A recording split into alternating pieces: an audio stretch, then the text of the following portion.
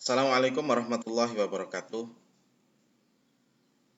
Puji syukur kehadirat Allah Subhanahu wa taala yang telah melimpahkan nikmat serta karunia-Nya sehingga pada kesempatan kali ini kita dapat beraktivitas. Amin. Sebelum saya memaparkan seminar proposal yang saya susun kali ini untuk memenuhi tugas PTK, perkenalkan, nama saya Amir, saya mahasiswa UIN Syibr Syekh Nurjati Cirebon, NIM 22811303736, kelas A15. Pada kesempatan kali ini, saya akan memaparkan seminar proposal dengan judul Penilaian Tindakan Kelas Peningkatan Hasil Belajar Siswa pada Materi Sholat Sunnah, Rawatib, Mata Pelajaran Fikih melalui metode terapan atau praktek pada kelas 3 Madrasah Ibtidaiyah Samratul Huda, Kecamatan Dawi, Kabupaten Kudus, semester ganjil tahun pelajaran 2024-2025. Selanjutnya, pada seminar proposal ini tentu ada beberapa hal yang melatar belakangi. Latar belakang penelitian, yaitu pendidikan merupakan faktor penting dalam menciptakan kondisi suatu negara. Karena pendidikan memiliki andil yang besar terhadap kemajuan bangsa, baik secara ekonomi maupun sosial. Hal ini sesuai dengan Undang-Undang Nomor 20 Tahun 2003, Pasal 1 tentang Sistem Pendidikan Nasional, yang isinya yaitu pendidikan adalah usaha sadar dan terencana untuk mewujudkan suasana belajar dan proses pembelajaran agar peserta didik secara aktif mengembangkan potensi dirinya untuk memiliki kekuatan spiritual, keagamaan, pengendalian diri, kepribadian, kecerdasan, serta akhlak mulia, serta keterampilan yang diperlukan dirinya, masyarakat, bangsa, dan negara. Pendidikan sebagai suatu proses yang bukan hanya memberi bekal kemampuan intelektual dalam membaca, menulis, dan berhitung saja, melainkan juga sebagai proses pengembangan kemampuan peserta didik secara optimal dalam aspek intelektual, sosial, dan personal. Pendidikan adalah proses meningkatkan kualitas manusia baik dari segi pengetahuan, sikap, dan keterampilan dengan mengikuti prosedur tertentu agar dapat bermanfaat bagi dirinya, keluarga, masyarakat, bangsa, dan negara. Jadi, pendidikan tidak hanya mengembangkan kemampuan intelektual saja, namun juga bagaimana mengimplementasikannya dalam kehidupan bermasyarakat dengan menanamkan nilai-nilai moral pendidikan yang merupakan proses interaksi antara peserta didik dan tenaga pendidik dalam kegiatan pembelajaran. Proses pelaksanaan pendidikan di sekolah, guru memegang peranan yang menentukan untuk mengembangkan potensi anak, maka pada akhirnya tergantung pada guru dalam memanfaatkan kemampuan yang ada. Dalam hal ini, guru mempunyai peran sebagai fasilitator, motivator, dan pemberi inspirasi bagi peserta didik agar mencapai tujuan yang diharapkan. Pada pembahasan kali ini, ada 3 pokok bahasan yang akan saya paparkan dalam presentasi saya kali ini. Yang pertama, pendahuluan. Yang kedua, kajian teori. Dan yang ketiga, prosedur PTK. Bab 1, latar belakang masalah. Pendidikan merupakan salah satu aspek penting dalam pembangunan suatu bangsa, di mana kualitas pendidikan yang baik akan mempengaruhi aspek kehidupan masyarakat secara keseluruhan. Dalam konteks pendidikan Islam, mata pelajaran fikih memiliki posisi yang strategis karena fikih merupakan ilmu yang mengatur berbagai aspek kehidupan umat Islam. Meskipun demikian, hasil belajar siswa pada mata pelajaran fikih di Madrasah Ibtidaiyah Samratul Huda masih menunjukkan angka yang kurang memuaskan. Banyak siswa yang mengalami kesulitan dalam memahami konsep-konsep dasar fikih, sehingga pemahaman mereka terhadap materi yang diajarkan menjadi terbatas. Hal ini berpotensi mengakibatkan ketidakpuasan dalam belajar serta menurunnya motivasi siswa untuk mendalami ilmu fikih.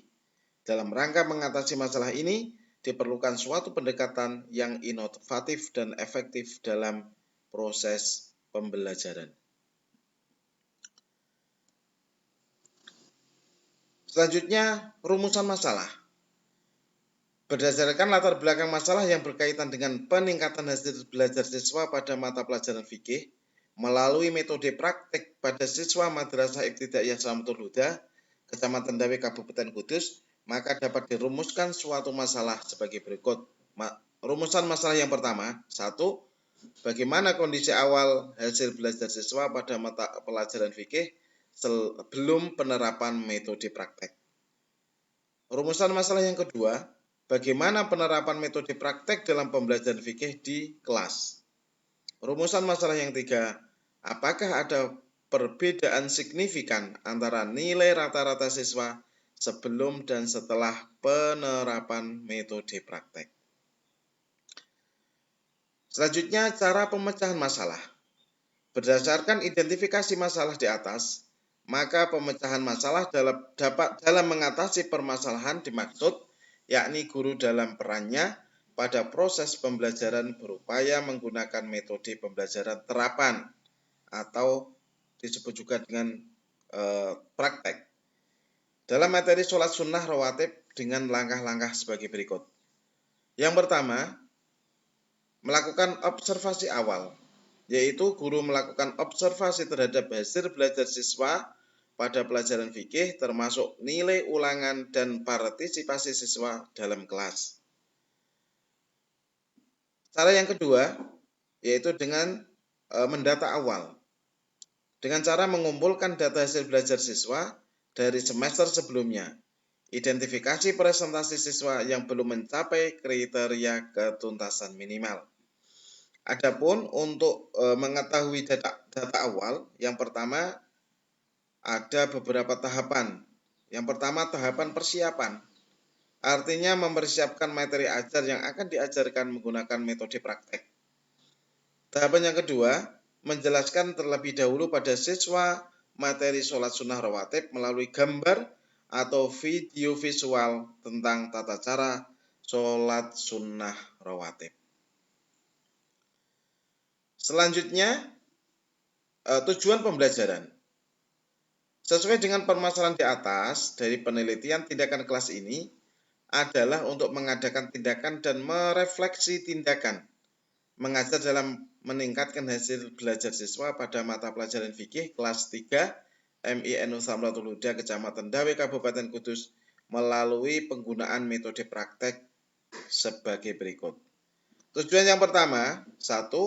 Meningkatkan keterlibatan dan partisipasi aktif siswa dalam proses belajar mengajar selama penerapan metode praktek dalam pembelajaran materi fikih. Tujuan yang kedua, mengetahui sejauh mana metode praktek dapat meningkatkan pemahaman siswa kelas 3 Madrasah Ibtidaiyah Salamatul Huda tentang materi sholat sunnah rawatib dalam pelajaran fikih. Tujuan yang ketiga, menganalisis peningkatan hasil belajar siswa melalui penerapan metode praktek dalam pembelajaran sholat sunnah rawatib serta membandingkannya dengan hasil belajar sebelum menggunakan metode tersebut. Manfaat penelitian. Ada beberapa manfaat penelitian yang dapat kita simpulkan atau kita rangkum. Yang pertama, manfaat bagi peserta didik. Peserta didik diharapkan dapat memberi sumbangsih yang positif dalam menambah hasanah ilmu pengetahuan dalam penelitian, khususnya mengenai pembelajaran dengan penerapan metode praktek pada siswa kelas 3 MINU Samratul Huda dengan materi sholat sunnah rawatib. Manfaat yang kedua bagi peserta didik, yaitu peserta didik diharapkan dapat meningkatkan motivasi belajar siswa pada mata pelajaran fikih. Adapun manfaat bagi guru, yang pertama, diharapkan supaya guru merubah cara belajar siswa menjadi aktif, kreatif dengan mudah memahami pelajaran sehingga hasil belajar dapat meningkat. Manfaat yang kedua bagi guru, dapat memberikan informasi tentang metode pembelajaran yang sesuai dengan materi fikih. Adapun manfaat bagi sekolah, yang pertama, dapat mengembangkan metode praktek dalam proses pembelajaran sehingga hasil belajar siswa dapat meningkat khususnya pada mapel fikih. kelas 3. Manfaat yang kedua bagi